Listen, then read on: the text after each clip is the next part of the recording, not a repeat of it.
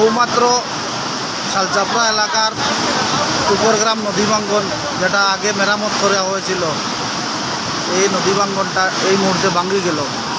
আগামী 1-1.5 ঘন্টার মধ্যে পুরা বৃহত্তর শালচাপড়া শ্রীকোনা এলাকা বন্যার কবল আই যাব।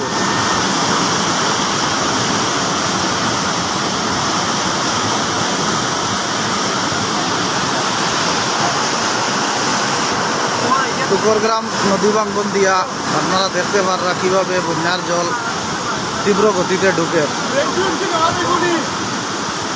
কিছুক্ষণের মধ্যে পুরা শালচাপড়া এলাকা বন্যার কবলে।